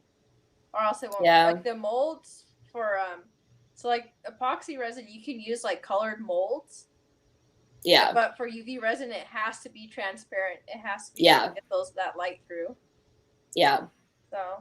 So it depends. I don't know. That'd be a fun experiment. Pour some gel polish into a mold and see what happens. I've seen like people use it for like in Japanese videos, they will like use nail polish as like a background, but they put a lot of like UV resin over it. Mm-hmm. But that was like the early days when they were like really just starting with UV resin. Now there's like a lot of pigments available that are really nice. Yeah, so you don't necessarily have to do that. And they're like UV liquid pigment, so like you don't have to worry about like dry powder, which can like be iffy, like with the light rays. Like, like I've had like problems with like just the dry powder, but like all the liquid stuff's like perfect, you know, especially because like. And I think liquid makes better colors too. I don't know, like powders are very like, oh, like it'll be matte or pearlescent, and those are your only options really. But with like liquid colors, you can like you can be like, okay, I want it to be like super translucent, or I want it to be super opaque, and like I don't know. There's more. Hey Kim. How's it going? Because like this is like pastel, but it has some like nice. I always have it by my computer. Oh heck yeah. Hi, Kim. I don't have anything nearby, so I can't really show off anything. Yeah, that's adorable. Oh my god, Mish. I made Mish. Like, it has like a. Oh yeah, you showed me that one, Nari. That's really pretty. But it has like a really tiny like on my chair. Iridescent glitter Butthead. that I got from one of the liquids, and it looks really good. But you can't see it on camera. You can't see it. I may go grab a few things that I've been doing because, like, I've been playing a lot with UV resin, so it'd be relevant to the topic at hand. No, there's this one YouTuber that was like, I watched all their videos and like I couldn't understand anything, but like that was my teacher. But they don't make videos anymore, which makes me sad. But they would do like a lot of like really over the top stuff with it. Like they'd make whole picture frames, they'd make a clock, they would make a phone, like really big things, you know, and they would just use UV resin. Nice. Because like I'm super impatient. But yeah, I'll be right back. She's gonna go get her thing, her UVs. Oh my gosh, everyone's leaving. Fluffy butt in front of me. Look at this. Look at this tail. He needs to be groomed. I was actually thinking about that the other day. It's been a while since I groomed him. Thanks, Kim. Thank you. Thank you. Wait, if you have like an assistant now, though, don't you have multiple animals at a time? Yeah, I take when I have the assistant, because I don't have them every day. I only schedule them like 1 or 2 days a week. So I have like 8 dogs or so a day. Okay. Animals, because sometimes I still have cats. Yeah. But then other days I still have the 4. Because I'm like, I don't think you would do very well like around any other animals. No, I would still do him by himself. Fair enough. You here? He needs one. He also needs his shots and stuff because, yeah. I have one of my earlier UV resin things. Ooh. So this is like one of the first things I made. That's but like cute. it's very muted because I use chalk pastels to color it, and it's very, very pale blue. That's really pretty, Nari. Cute though. I like that. Yeah, and then is that a little Kuma in the middle? A little bit. Akakuma. Oh, it looked like a Karela Kuma or something like that. Oh, no, that's pretty cute. Kuma means bear, and that's why I was like, damn. Kuma, yeah. It's funny that you said Kuma. Me. Like my what is it? Totoro? No. Kokoro. Like my heart, Kokoro. Did it sound like I was just talking like a total weeb when I was like, is that a Kuma? Kuma desu ka? Korewa kume desu ka? Korewa kume desu ka? It's really funny because like on Etsy, when you're selling something with like Kurila Kuma or Rila Kuma on it, you want to put just like Kuma and not use the actual names of the characters since they're licensed. So I'm used to saying like, oh, it's a Kuma keychain. So chalk pastel, right? And this is the liquid color. Oh, wow. That one's really pretty. So much prettier. Yeah. So like, nope, nice you're and tart. bright. Very. Nope. Yeah. I think my favorite. I guess these. Sorry. I love this. Ooh, that's really pretty. That was really pretty. Ooh. I like how I have to get like all the way up to the camera to see. You're trapped. I like how I've been doing some bezel stuff too, Nari. I have this one that I was working on earlier. Meow. Okay, fine. I'm trying to find the best color to show off. I love this one.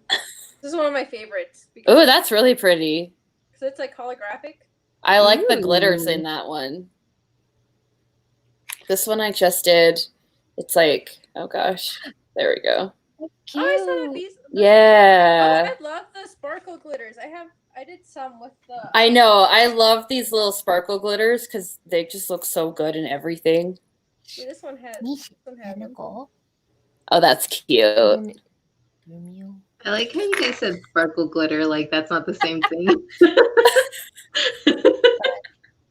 No, she's talking about here. I'll show you. Do you see like the two little like I don't know what to call them, the little like sparkle thingies on the corner here? Like in anime, when Team Rocket it's really blasts fuzzy, so I can't. I know. I'm trying to like get my freaking webcam. Like I know sequins, it's really fuzzy. but...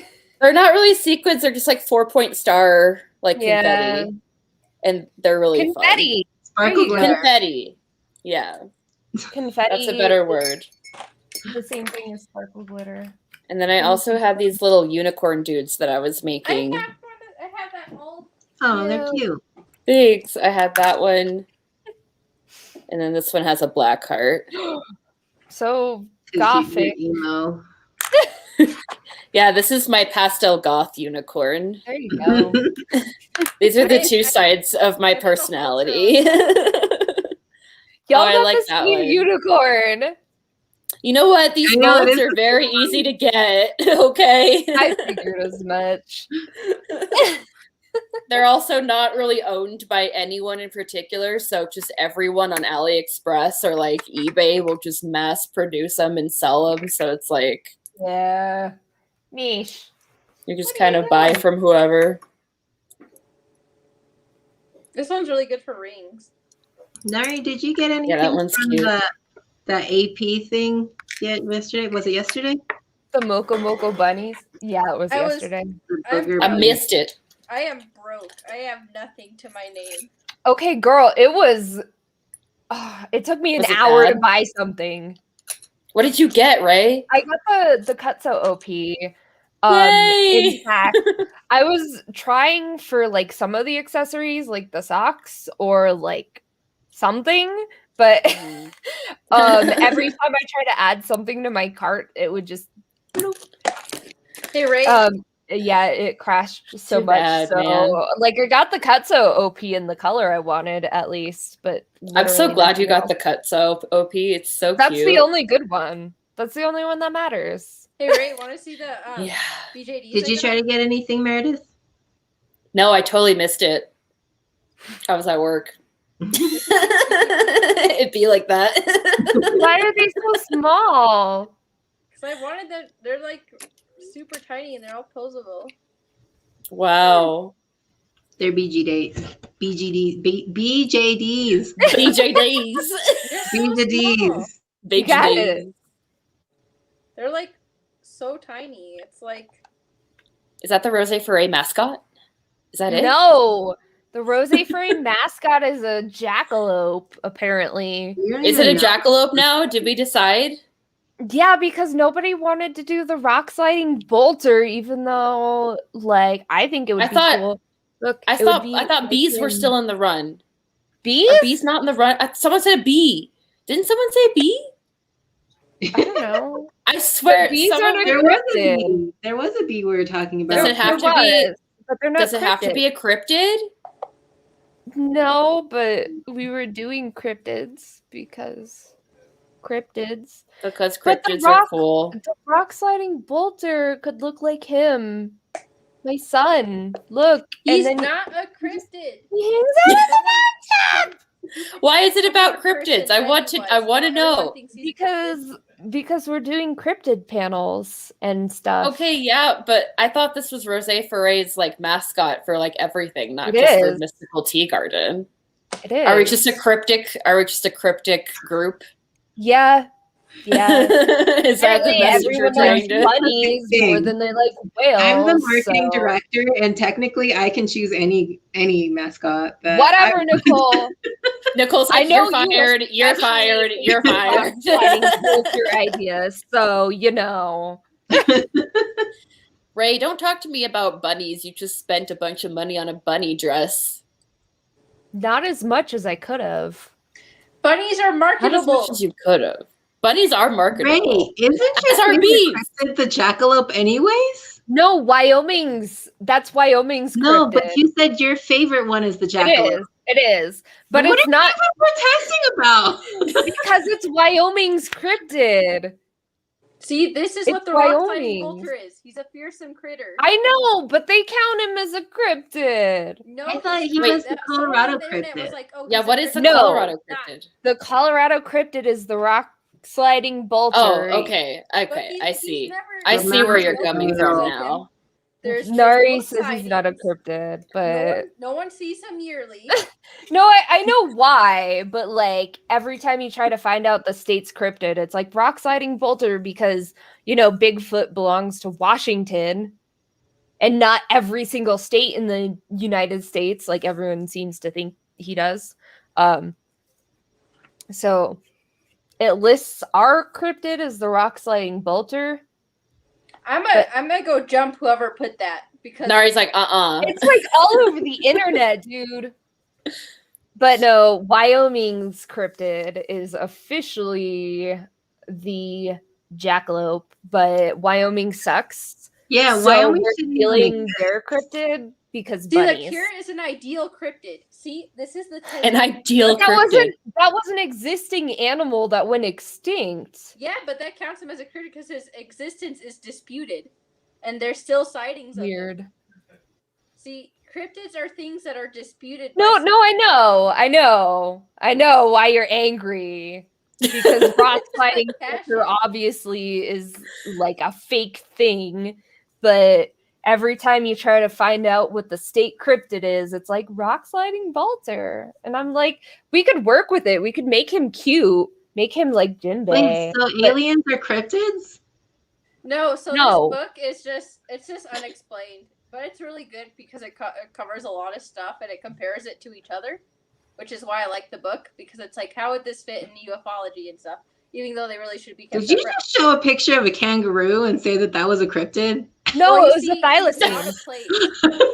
So actually, a really common cryptid in like Britain is actually a black cat, like a giant black cat, because people are like releasing them, or something. Here, I'll have to find it. But how big? Big black cat, like a jaguar, or like a panther. I mean, I love that. Nessie is a cryptid. Yeah, because there's a lot of like media, like photos of him. So like that's her.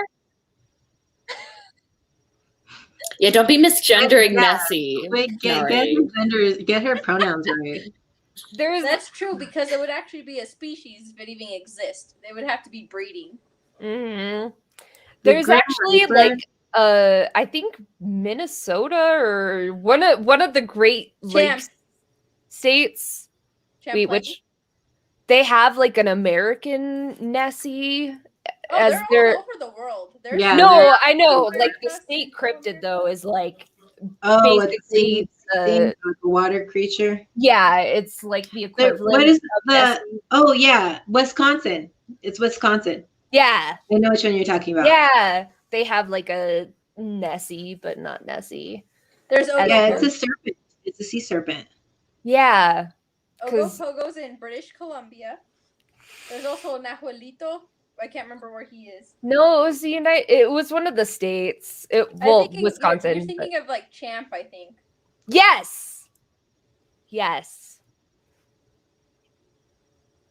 That's what it was. Yeah, like you go to try and find out what state cryptids are, and it's like, oh, you have jackalope and champ, and then it's like rock sliding boulder. I'm just gonna rate cryptids. I'm gonna rate cryptids on how like Ooh. This is plausible. This will not occur in nature. And then there's like one that people lump in. I'm like, this is an alien. Like this is an alien. California's is like the dark shadows. No, California has night mean? crawlers, but I don't think those are plausible. I think. Wait, what? What are you talking about? Night crawlers and dark shadows are the same thing. Then they're like human forms that you see at night. But they're like, yes, they're like super tall and not night actually. Are white and they look like two legs. But I would think those are actually more extraterrestrials. Oh, here's a nice picture. No, like the dark shadows are like shadowy figures that look like humans, but like much taller, and they're like Native American folklore or something. I don't know. Apparently that's Colorado, or not Colorado, California's state cryptid. And I'm like, okay. Go off, California. I like the illustrations in this book. Ooh. That one's Whoa. What is it? Oh, that's the Nessie one. For some reason, I couldn't make it out. To me, it looked like an elephant. Check out this cryptid. But we all know cryptid. I mean, I feel like elephants were considered a cryptid at one point. I think that a lot of animals were considered cryptids. Yeah, like a giraffe. Probably. Okapi, mountain gorillas, the platypus, giant squid. There's plenty of them. Pandas. Knew about the platypus. Pandas? Yeah. Pandas even were considered to be magical before they discovered them. Whoa, dude. They weren't even discovered until the 1920s. Oh my god. That's wild. I didn't know that. I know a lot about pandas. I like pandas. Yeah. There's this old cartoon character called Andy Panda. And he came out in the 30s. And the reason it came out was because everybody discovered pandas. And they're like, yes, pandas are just the best. That's an appropriate reaction when first meeting a panda. Yeah. I know, they're so cute. They're adorable. Yeah, people were like, it's like disputed. So like, but I also think like people forget like you have to take into account nature. Like, what would nature produce? Like, what could nature really produce? Like, would it be of nature like a flying devil? Like, is that a species that's breeding? Does it have an environment? What's you gotta think of it like a real animal. I don't know, man. Jersey Devil. Would be supernatural. No, I know. Because he's alone. It's the same like North Dakota's cryptid is like a giant pterodactyl that somehow is still alive to this day, even though dinosaurs went extinct. Okay, wait, Nari. Do you think that Yetis are cryptids, or do you think that they're plausible? Oh, Bigfoot is plausible because like you have to think we have like, what are some other names? There's like Almas, Yetis. It's like a really widespread species, and yeah, they're all in like the same kind of category. So I think there could be like a large primate species out there in the world, but again, are they? How remote are they? Are they breeding? Because people were like, "Oh, Bigfoot's a hide and go seek champion." Like, no, he wouldn't be a champion. They're champions. They're breeding. They're having families. There's obviously there's more than one. Yeah, but like, especially with like the folklore around it has been around. Did you watch the Bigfoot show, the Catching Bigfoot show? No, but there's always a lot of stuff coming out like there's always photos and new videos coming out. There's always new tracks. There's always new recordings of like samurai chatter and all that. So I don't know, maybe there's something out there, but it's more plausible than like Flatwoods monster. Heckin', what else do I need? As much as I love him, Mothman. Mothman's out. Is it breeding? Like, where are we? I think Mothman was an alien. The people like to lump him in with. They see the people what they're doing. I thought they thought he was like a bird or something, and like mistook him as Mothman because he had long leg or something. But they said he had red eyes and like his figure was like a humanoid. Yeah, but if you've seen any animal like that you shine a flashlight on, they have red eyes. There was supposed to be big eyes like this. Birds have big eyes. But the thing, big like, eyes. When you like think of like, am I Mothman? He's almost like really. How to tell if you're Mothman? She's a bird, clearly. But it could be an owl because, like, when you see things at night, it can be hard to tell its size. Yeah, exactly. Mm-hmm. And that's what same thing with Flatwoods Monster. They think it could have been an owl, but the thing is that people will like lump things into cryptozoology when they're not happening a lot. Like there were like a string of Mothman sightings, but it was only in one place. Like if it's a species, it'd be more widespread. I think Yeah. Unless it's like on its last legs and it's dying out or something. That's why they're like, oh, rock sliding bolter is Colorado's cryptid, even though like logically it's not possible, but people are still gonna call it that. Mm-hmm. Yeah. Now, what people think cryptozoology is, they think it's like contemporary mythology, when that's not. It's really like we're all fighting about what's real or not. Like that's the whole. Like that's the community it's arguing about. No, this isn't possible. People don't get that in depth in it, Nari. But that's true. People on like no, people are like, oh, Siren Head's a cryptid. Like, no, he was made by Trevor Henderson for a video game. Like he's Slenderman's a cryptid now apparently. Furbies are a cryptid. What? Furbies actually existed. Yeah, but they're not like. They're not breeding. Yeah, they might be. They actually might be breeding. Wait, I had a Furby. Are unicorns? Unicorns are cryptids? I would. No, those are just like mythical creatures at this point, aren't they? Yeah. Now, in the Bible, unicorns aren't real, Nicole. Sometimes there's deers that grow, or like there's deers and goats. There you go. That grow with just one horn. But with a deer, it would be an antler. They're not horns. It would be a uni-antler. No, there's some deers that grow just like horns. They don't grow like the whole like stalk. There are species of deer that have the horn. Aren't they still antlers though? Well, actually, I mean, it looks like a horn, and that's what we're freaking debating here. Is can it be a unicorn? I think like technically they're still antlers because they're like made out of the same stuff antlers are made out of. I don't know. But no, if you actually look at like different translations of like the Bible and stuff, when it mentions a unicorn, some of the translations say rhinoceros.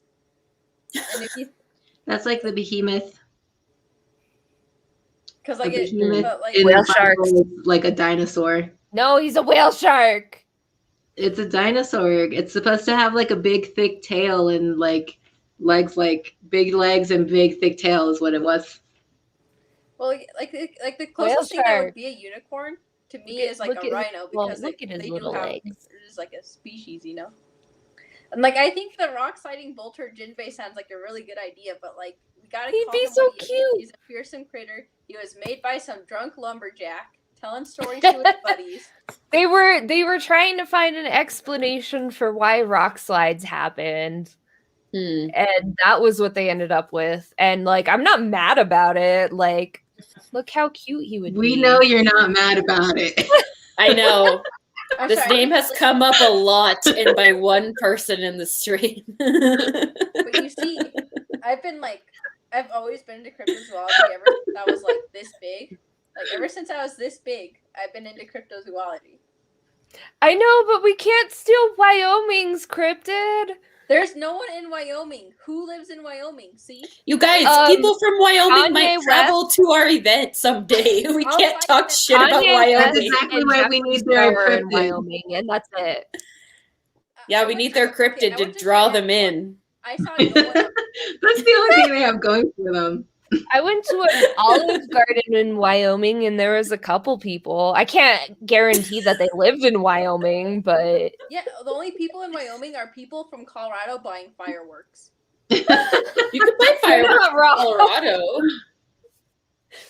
And also Kanye West and Jeffree Star. What is? There's a park in Wyoming. What is that park called? Yellowstone. Yellowstone. I always mix it up with the one that has the geyser, the one that's in California. Wait, both have geysers. Yosemite? Yosemite. Yellowstone has geysers. Does Yosemite have geysers? I don't remember it. I thought Yellowstone was the one that had geysers. I just mix those up is what it is. Like you had the right idea, but the wrong park name? Yeah. Pretty much. It's the Y's. I can't remember them. Fair. I used to think it was Wyoming. We're claiming there's more of us than them. We're just absorbing Wyoming as Nari wants to conquer Wyoming. I know. Let's all make a vote. Should we have Wyoming like a statewide vote? Should we just absorb Wyoming? Yes. The only problem with that, it would probably make. Oh no, it wouldn't actually. I just want. I was gonna say it would make Colorado no longer a swing state, but there's not enough people in Wyoming to affect it. Yeah, that's what I was gonna say. You like who's? Nobody even lives there. I've never met just extra land. From Wyoming. Yeah, I see a lot of Wyoming license plates around here, but I feel like that doesn't mean anything. Hello? Hello. Welcome. We only have 5 minutes left. We can go as long as we want, Nicole. True. True. If you guys. No, Nicole's like, you can go 5 minutes. I like how this was originally supposed to be like an hour, and then we're like, nah. They've all been 2 hours long. We also introduced it as the Valentine's Day stream. We didn't talk anything about Valentine's There's nothing romantic about this whole conversation. We can make it romantic. I love whale sharks. Nari loves cryptids. That's true. Yeah. I totally forgot about Valentine's Day this year. Nicole loves pandas. Meredith loves children. I do love children. I love my cats too. Yeah. What? Oh, that's so cute. That's really cute. He has a derpy eye. Oh no. I really like him though. He's nice. Is he kind of fuzzy? Yeah, he looks fuzzy. I want to pet him. He is fuzzy. Where'd you get that? Yeah. Mount Evans souvenir shop. I got one for Norm in South Dakota, in Deadwood. It's a piggy bank. You can put money in him. Is it cute? Fuzzy? It is fuzzy. It's fuzzy like that. Oh, nice. It's around here somewhere. I need a fuzzy jackalope. Yeah. His eye is so derpy. Oh no. Is he a baby? He's so small. Is that a baby jackalope? He collapsed. He's miniature. He's a pygmy. He's baby. He pygmy. He's a pygmy. He's a small dude. He's small. You see, the female jackalopes just look like normal rabbits. Mm-hmm. I mean, that's what I like to think. That's my. Where's the data backing this up? I don't know. Google.com. Actually, I need a scientific journal entry, peer-reviewed article. Well, real jackalopes are like bunny cancer. Look at him. Yeah, they are bunny cancer. Oh, he's cute. He looks like fuzzy. the same. No, they're not quite the same. He has bigger antlers. Yeah, he does. Those antlers look like antenna. Yeah, I know. Those are some extra antlers. That's what antlers look like in South Dakota. There's regional. Guess everything's bigger in South Dakota. Wait, what? They have a corn palace. Like, they don't count. What? No. Yeah, you didn't. Okay, so South Dakota, they have They have a corn palace, but it's like in the middle of the state, so it's not anywhere near anything interesting. So I actually haven't been to the corn palace because it's too it's too far out of the way from everything else. Like normally when we drive through South Dakota, we go through like Deadwood, Mount Rushmore, that whole thing. But like the corn palace is like too far. It's like in the middle. And so, but yeah, it's a palace made out of corn. Okay. Is it made out of corn on the cob or is it made out of kernels of corn? No, it's that's corn on the cob. Cornmeal. No, it's like cornmeal. Corn on the cob. I need to see this in person someday. I don't. How structurally sound is this palace? It's made out of like brick. I don't even know why they call it the corn palace because it doesn't look like it's made out of corn, but I'm just thinking of a parody. They put cement, and then they put corn, and then they put cement. I'm just thinking of the song "The Wall" by Pink Floyd, and it's just like, oh, just another corn cob in the wall. Just another corn in the wall. Yeah, there it is. So, people think that rabbit papillomavirus is what caused like people like, oh, jackalopes. Huh? It won't even let me.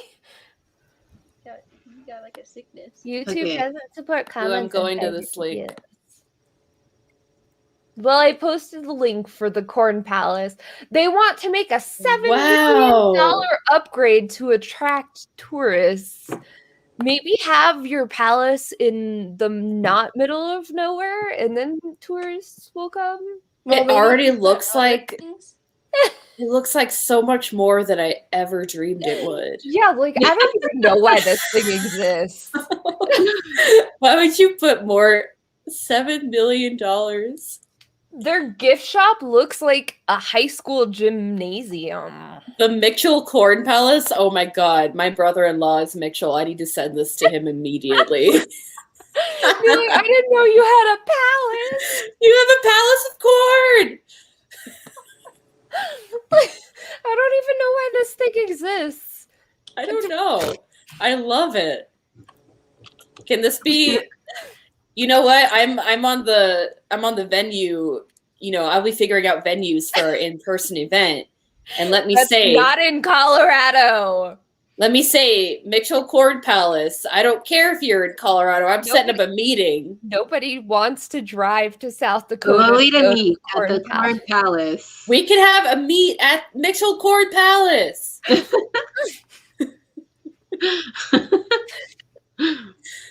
I think we should hold Rosé Foray at the Mitchell Corn Palace. We just found our venue. I'm the local chair. It's my decision.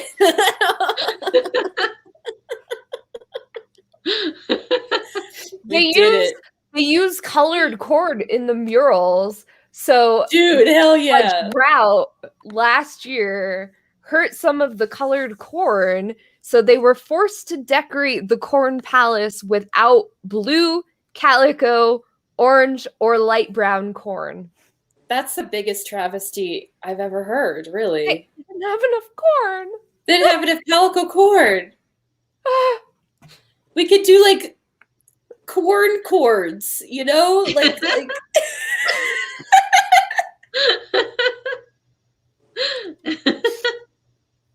like corn decorating contests. Like about 200,000 tourists visit the attraction each year. That's it. See? Just 200,000.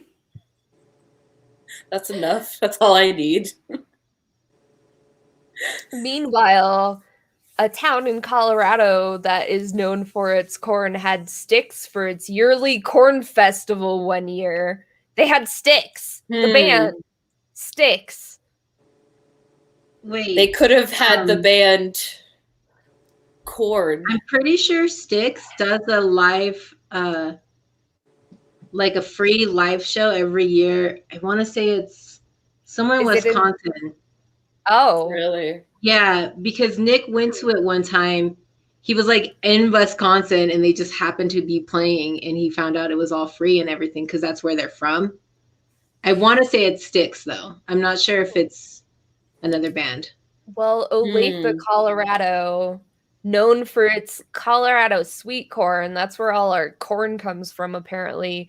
They have a corn festival every year, and I just remember Styx played there one year. They've probably been there a few times. I don't know. They're corn enthusiasts, apparently.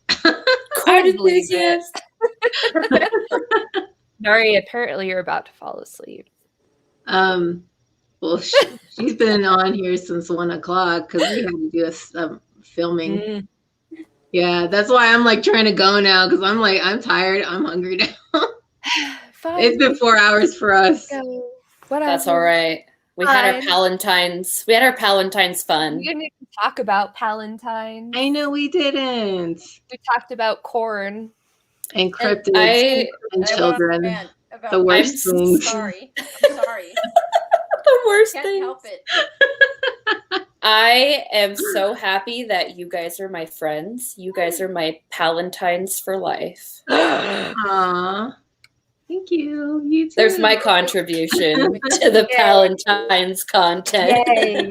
I mean, we all have vaguely Valentine's themed chords. There you go. In the wrong direction. Wait, can we do it from the top? Yeah, it's mirrored. Make it. Yeah, WAP. Hold on. I'm trying to find you. There we go. I got it. Nari, get in. You're too far away from the camera. I know. I'm like, there we go. Hey! You did it finally. Nicole and Ray are doing way better than us. Okay, that's all right. That's all right. Yeah, you got one. Is this a little lumpy? Feels like? Is this human touch? Well, since I've gotten to human touch with somebody my age and not my husband. I was going to say, like, you got married during the pandemic. What? I sure did. Corn. I did it for corn. I'm gonna end the stream though. Corn and time. Okay. So all right. Thank you. Thanks for watching, everyone. I don't know why you're still around, but I know if you made it this far, I respect you. Bye. Bye.